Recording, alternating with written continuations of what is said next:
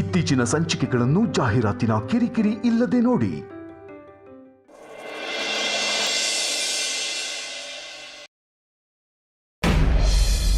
ಅಮ್ಮ,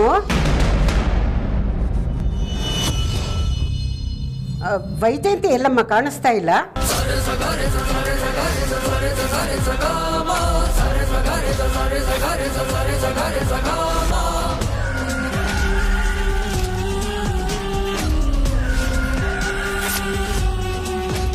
ಅಮ್ಮ, ನಿನ್ನೆ ಕೇಳ್ತಾ ಇರೋದು, ಮಾತಾಡೋ. ಅದು ಪೂಜೆ ಹೊತ್ತಿನಲ್ಲಿ ಮನೆಯಲ್ಲಿಲ್ಲ ಅಂದರೆ ಏನಮ್ಮ ಅರ್ಥ? ನನಗೆ ಹೇಳ್ದೆ ಎಲ್ಲೂ ಹೋಗಲ್ಲ. ಅವಳನ್ನ ಯಾರು ಆಚೆ ಕಳಿಸಿರೋದು?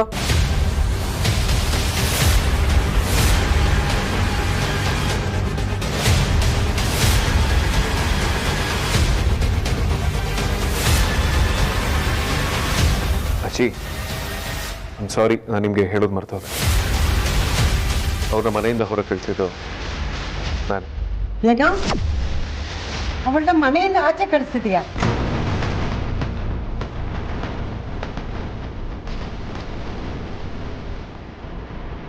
ಅಜ್ಜಿ, ಅಂದರೆ ಅವರು ಮನೇಲಿ ಕೆಲಸ ಅಚ್ಚುಕಟ್ಟಾಗಿ ಮಾಡ್ತಿರ್ಲಿಲ್ಲ, ಅದಕ್ಕೆ ಆಫೀಸಿಗೆ ಕಳಿಸಿದೆ.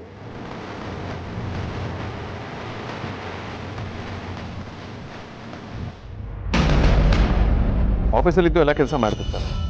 ಏನು ಅವಳ ಮನೆಯಿಂದ ಆಚೆ ಕಳಿಸಿದ್ಯಾ? ಅವಳನ್ನ ಯಾರೋ ಮನೆಯಿಂದ ಆಚೆ ಕಳಿಸು ಅಂತ ಹೇಳಿದ್ದು? ಅವಳು ಸರಿಯಾಗಿ ಕೆಲಸ ಮಾಡಲ್ಲ ಅಂತ ಯಾರೋ ನೀನು ಹೇಳಿದ್ದು?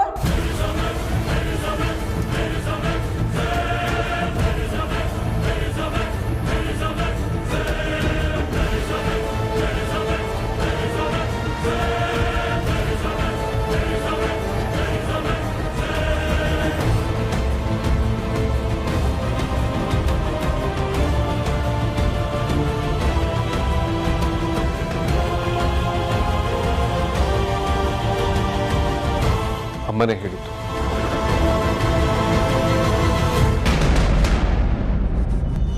ಅವಳು ಯಾರೋ ವೈಜಯಂತಿನ ಆಚೆ ಕಳಿಸೋದಕ್ಕೆ? ಅವಳು ಬಂದಿರೋದು ಅವಳು ಚಾಕರಿ ಮಾಡೋದಕ್ಕಲ್ಲ, ನನ್ನನ್ನು ನೋಡ್ಕೊಳ್ಳೋದಕ್ಕೆ.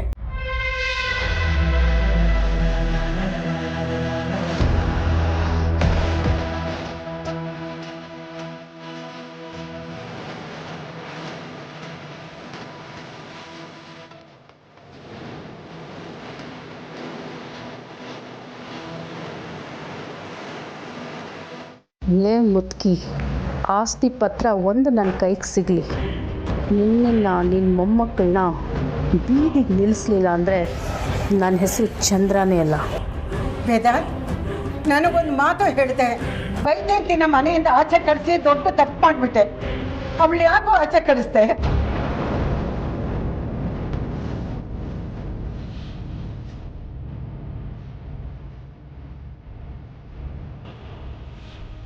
ಅವಳು ಈ ಮನೆ ಕೆಲಸದವಳಲ್ಲ ಕಣೋ, ನಾನು ಮಗಳಿದ್ದಾಗೆ.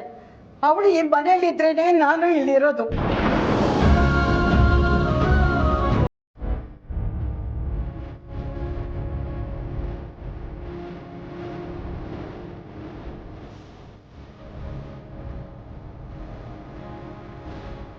ನೀವು ಯಾಕೆ ಈ ರೀತಿ ಎಲ್ಲ ಮಾತಾಡ್ತೀರ? ನನಗೊಂದು 2 ದಿನ ಟೈಮ್ ಕೊಡಿ, ನಾನು ಅವ್ರನ್ನ ವಾಪಸ್ ಮನೆಗೆ ಕರ್ಕೊಂಡು ಬರ್ತೀನಿ. ಮೊದಲು ಆ ಕೆಲಸ ಮಾಡಿ.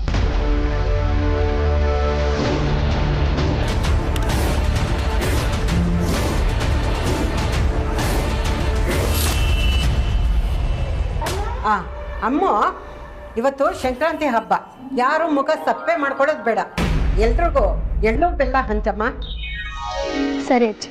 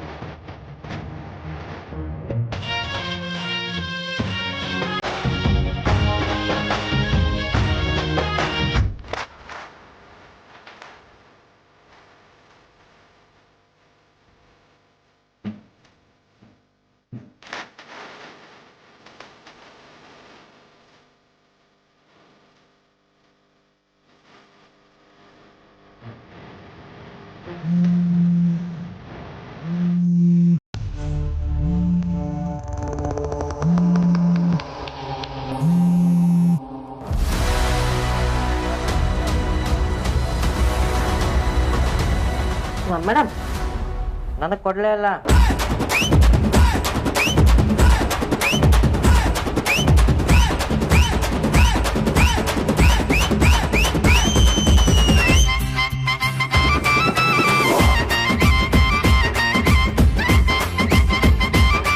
ಕಾಂತ ನಿಧಾನಕ್ಕೆ ತಿಂತೀನಿ. ರೀ ಕಾಂತ, ಅದು ಪ್ರಸಾದ, ಟಿಫನ್ ಅದ. ಪ್ರಸಾದ ತರ್ತೀನಿ.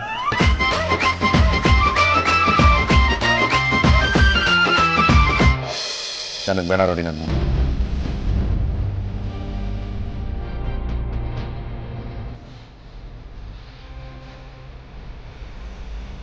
ಕೊಡಿ.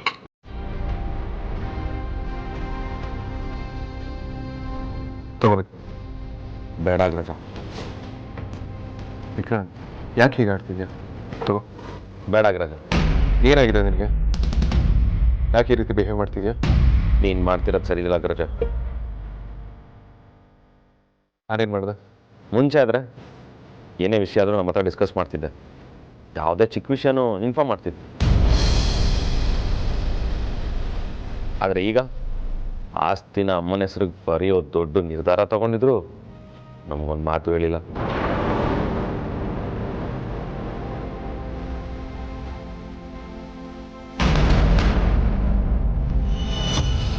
ಇಷ್ಟು ಅರ್ಜೆಂಟ್ ಏನಿತ್ತು ಈ ಡಿಸಿಷನ್ ತೊಗೊಳಕ್ಕೆ? ಗೊತ್ತಿಲ್ಲ. ವಿಕ್ರಾಂತ್, ನನಗೆ ಇನ್ನೊಂದು ದಿನ ಟೈಮ್ ಕೊಡು. ನಾನು ಏನಕ್ಕೆ ಅಮ್ಮನ ಆಚೆ ಕಳಿಸ್ತೇನೆ ಅನ್ನೋದು ನಿನಗೆ ಗೊತ್ತಾಗುತ್ತೆ.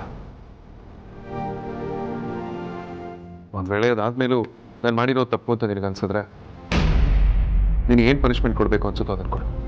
I take it. ಸರಿ.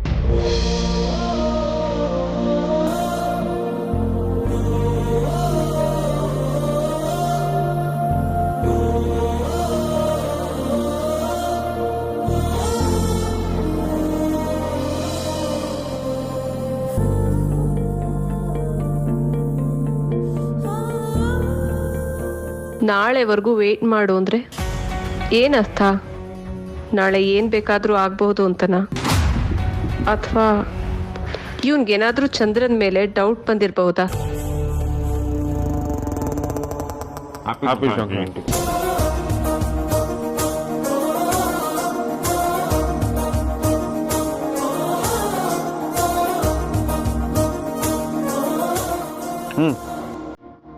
ಅಜ್ಜಿ.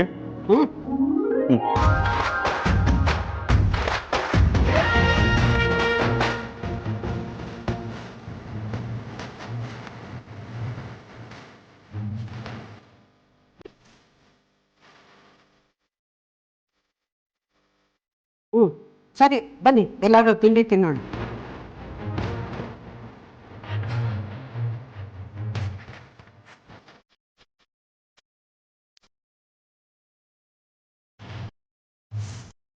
ಶ್ರೀಕಾಂತ, ನಾನು ನಿಮಗೆ ಒಂದು ಡಾಕ್ಯುಮೆಂಟೇಶನ್ ರೆಡಿ ಮಾಡೋದಕ್ಕೆ ಹೇಳಿದ್ನಲ್ಲ, ಮಾಡಿದ್ರಾ? ಎಲ್ಲ ರೆಡಿ ಇದೆ. ಅದು ಸಂಕ್ರಾಂತಿ ಹಬ್ಬ ಅಲ್ವಾ, ಎಳ್ಳು ಬೆಲ್ಲ ತಿನ್ನೋ ಜೋಶಲ್ಲಿ ಮರ್ತುಬಿಟ್ಟು ಬಂದ್ಬಿಟ್ಟಿದ್ದೀನಿ. ಹಿಂಗೋಗಿ ತಗೊಂಬಂದ್ಬಿಡ್ತೀನಿ. ಸಂಜೆ 6 ಗಂಟೆ ಅಷ್ಟೊಳಗೆ ಡಾಕ್ಯುಮೆಂಟೇಶನ್ ರೆಡಿ ಇರಬೇಕು. ಇಲ್ಲ ಪರ್ಮನೆಂಟ್ ದೇವಸ್ಥಾನ ಮುಂದೆ ಪ್ರಸಾದಕ್ಕೆ ನಿಂತ್ಕೊಳ್ಬೇಕಾಗತ್ತೆ.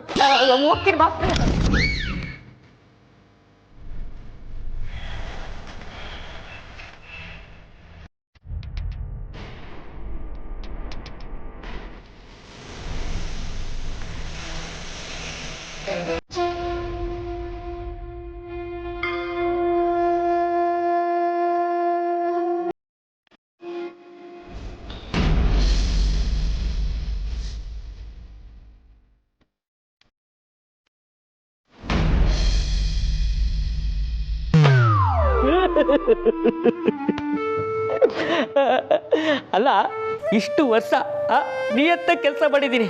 ನಮ್ಮ ಬಾಸ್ ನೋಡಿದ್ರೆ ಅವ್ರ ಆಸ್ತಿ ಎಲ್ಲರೂ ಅವ್ರ ಅಮ್ಮಂಗೆ ಬರೆದಿಟ್ಟಿದ್ದಾರೆ. ನನ್ನ ಹೆಸರಿಗೆ ಒಂದು 2 ಎಕರೆ ಆದರೂ ಬರೀ ಬರ್ದಿತ್ತ. 2 ಎಕರೆ ಬಿಡು, 2 ಕುಂಟೆ ಆದರೂ ಬರೀ ಬರ್ದಿತ್ತ.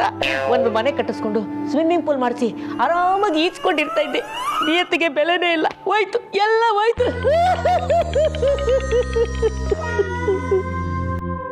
ಅಂತ ಏನು ಅದು? ಬಾಸ್, ನಿಮ್ಮ ಮೊತ್ತ ಆಸ್ತಿಯ ಪವರ್ ಆಫ್ ಅಟರ್ನಿ ನಿಮ್ಮ ತಾಯಿ ಹೆಸರಿಗಾಗಿದೆ.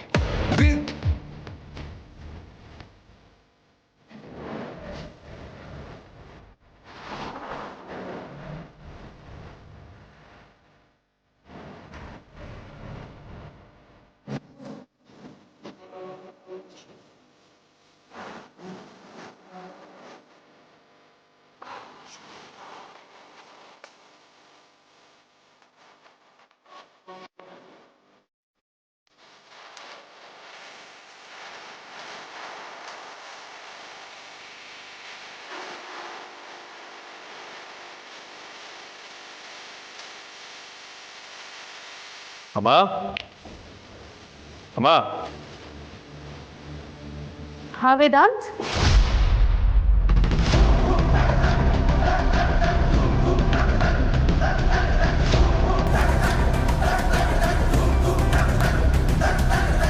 ನಾನು ನಿಮ್ಗೆ ಹೇಳಿದಾಗೆ ಪವರ್ ಆಫ್ ಅಟರ್ನಿ ನಿಮ್ಮ ಹೆಸರಲ್ಲಾಗಿದೆ.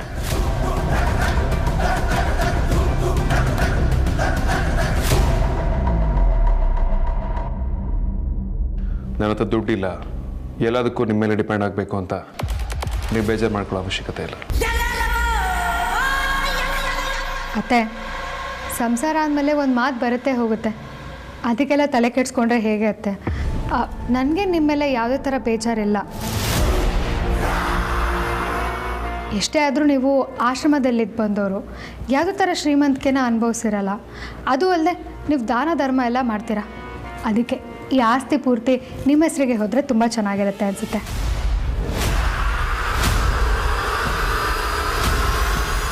ವಸಿಷ್ಠ ಕುಟುಂಬದ ಆಸ್ತಿನ ನೀವು ಹೇಗೆ ಬೇಕಾದರೂ ಬಳಸ್ಕೋಬೋದು. ಒಂದ್ಸಲ ಚೆಕ್ ಮಾಡ್ಕೊಳ್ಳಿ.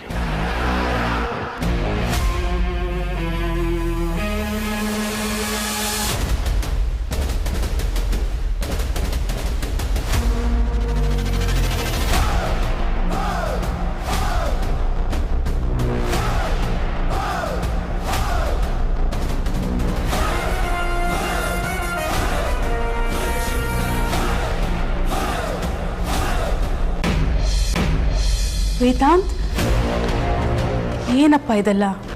ಹೌದಮ್ಮ, ನಿಮ್ಗೆ ಯಾವತ್ತೂ ನನ್ನ ಹತ್ರ ಏನೂ ಇಲ್ಲ ಅಂತ ನೋವಾಗಬಾರ್ದು.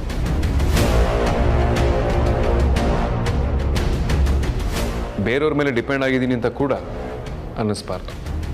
ಅದಕ್ಕೆ ಇದನ್ನು ನಿಮ್ಮ ಹೆಸರು ಮಾಡಿರೋದು.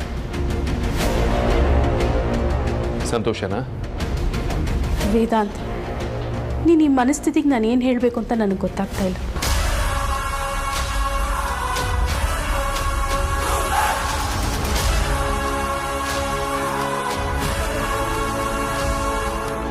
ನಿನ್ನ ತಾಯಿ ಬೇರೆಯವ್ರ ಮೇಲೆ ಡಿಪೆಂಡ್ ಆಗಬಾರ್ದು ಅಂತ ನಿನ್ನ ಆಸ್ತಿನೆಲ್ಲ ನನ್ನ ಹೆಸ್ರಿಗೆ ಬರ್ತಿದ್ಯಾ ಅಂದರೆ ಏನು ಹೇಳಲಿ ವೇದಾಂತ್ ನಿನಗೆ? ಪ್ರತಿ ತಂದೆ ತಾಯಿಗೂ ನಿನ್ನಂಥ ಮಗ ಇದ್ದರೆ ತಂದೆ ತಾಯಿಗಳು ಆಶ್ರಮ ಸೇರ್ಕೊಳ್ಳೋ ಪರಿಸ್ಥಿತಿನೇ ಬರೋದಿಲ್ಲ.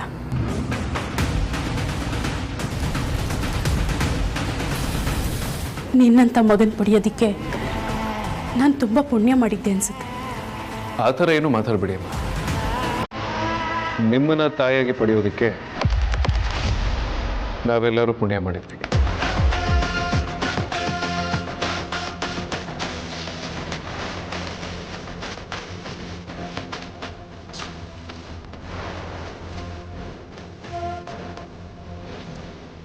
ಮನ್ಸು ಮಾಡಿದ್ರೆ ಏನು ಬೇಕಾದರೂ ಮಾಡ್ಬೋದು ಅನ್ನೋದಕ್ಕೆ ನಾನೇ ಜೀವಂತ ಸಾಕ್ಷಿ. ಉದ್ದೇಶ ಕೆಟ್ಟದಾಗಿದ್ರೇನಂತೆ, ನಾವು ಚೆನ್ನಾಗಿದ್ದರೆ ಸಾಕಷ್ಟೆ. ಈಗ ಹೇಗೂ ವಸಿಷ್ಠ ಫ್ಯಾಮಿಲಿ ಆಸ್ತಿ ನನ್ನ ಹೆಸರಲ್ಲಿದೆ. ಇನ್ಮೇಲೆ ಯಾರೂ ನನ್ನನ್ನು ಏನೂ ಮಾಡೋಕ್ಕಾಗೋದಿಲ್ಲ. ಈ ವರ್ಷದಿಂದ ಈ ಮನೆಗೆ ನಾನೇ ಯಜಮಾನಿ. ಇವ್ರನ್ನೆಲ್ಲ ಒದ್ದು ಆಚೆ ಹಾಕಿದ್ರೆ ನಾನು ಆಮೇಲೆ ಆರಾಮಾಗಿರ್ಬೋದು.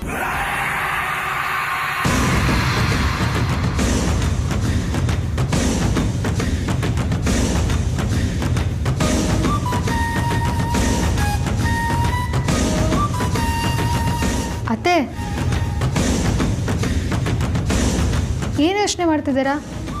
ಏನೂ ಇಲ್ಲ ಅಮೂಲ್ಯ. ವೇದಾಂತ್, ನಿನಗೊಂದು ವಿಷಯ ಹೇಳೋದೇ ಮರ್ತೋದೆ.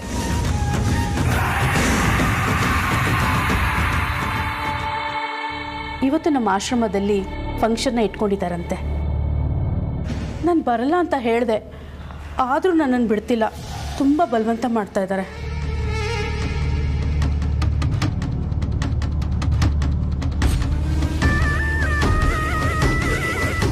ನೀನು ಓಕೆ ಅಂದರೆ ನಾನು ಹೋಗಿ ಬರಲ್ಲ ವೇದಾಂತ್? ಶ್ಯೂರ್ ಅಮ್ಮ, ಹೋಗಿ ಬನ್ನಿ. Thank you Vedant.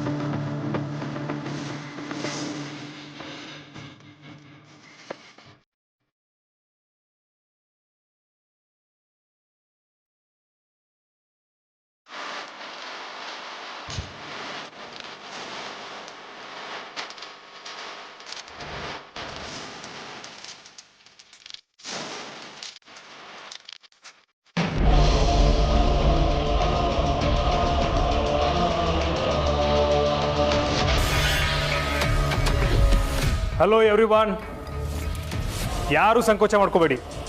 ಫುಲ್ ಬಿಂದಾಸ್ ಪಾರ್ಟಿ ಮಾಡಿ. ಇವತ್ತಿನ ದಿನ ಎಲ್ಲ ನಮ್ಮದೇ.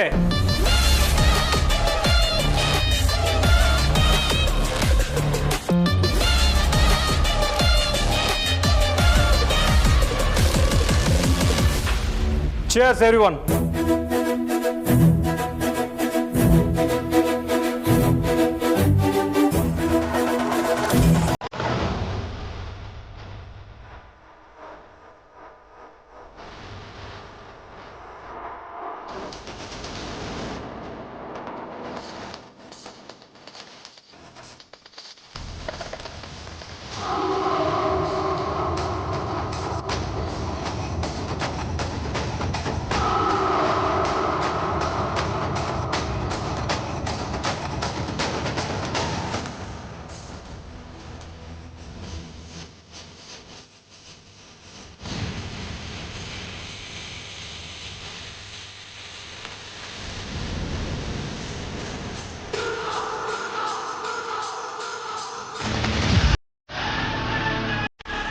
ಕೂತ್ಕೊಳ್ಳಿ, ಎಂಜಾಯ್ ಮಾಡಿ.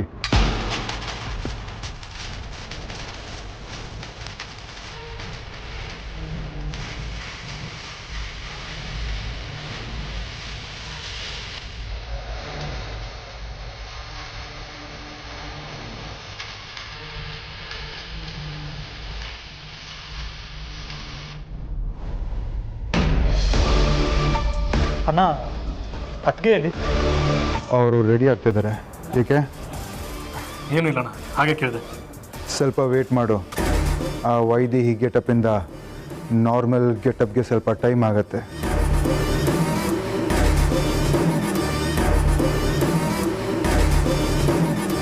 ನೋಡು, ಅವಳು ಬಂದ್ಲು. ವಾವ್ ಅತ್ತಿಗೆ, ನೀವಿವತ್ತು ಎಷ್ಟು ಚೆನ್ನಾಗಿ ಕಾಣಿಸ್ತಾ ಇದ್ದೀರಾ ಗೊತ್ತಾ? ನಿಮ್ಮನ್ನ ಈ ರೀತಿ ನೋಡಿ ಅದೆಷ್ಟು ದಿನ ಆಗಿತ್ತು. ನಿಮ್ಮ ಮುಖದಲ್ಲಿ ಮಹಾಲಕ್ಷ್ಮಿ ಕಳೆ ಕಾಣಿಸ್ತಾ ಇದೆ. ಹೌದು ತೇಜಸ್, ಇಷ್ಟು ದಿನ ವೈದೇಹಿ ಗೆಟಪ್ ಹಾಕೊಂಡು ನನಗಂತೂ ಬೋರ್ ಆಗೋಗಿತ್ತು.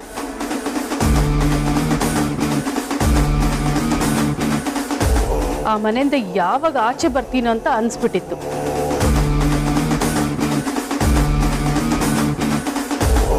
ಕೊನೆಗೂ ನಾವು ಅಂದ್ಕೊಂಡಂಗೆ ಆಯಿತು. ಆ ವಶಿಷ್ಠ ಫ್ಯಾಮಿಲಿ ಆಸ್ತಿ ಈಸಿಯಾಗಿ ನಮ್ಮ ಹೆಸರಿಗೆ ಬಂತು.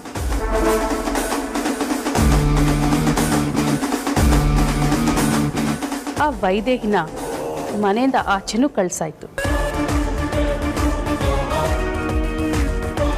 ಇನ್ನೇನೇ ಇದ್ರೂ ಅವ್ರನ್ನೆಲ್ಲ ಮುಗಿಸಿ ಮಣ್ಣು ಎಳೆಯೋದೇ ಬಾಕಿ ಇರೋದು.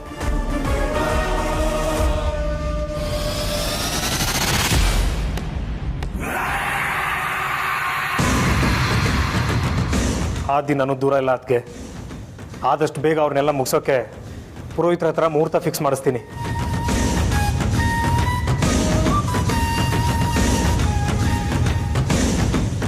ಅವರೆಲ್ಲರೂ ಒಟ್ಟಿಗೆ ಕಳಿಸೋಣ. ಬಟ್ ಸದ್ಯಕ್ಕೆ ನಮಗೆ ಗ್ರ್ಯಾಂಡ್ ಸಕ್ಸಸ್ನ ಎಂಜಾಯ್ ಮಾಡೋಣ. ಸರಿ ತೇಜಸ್.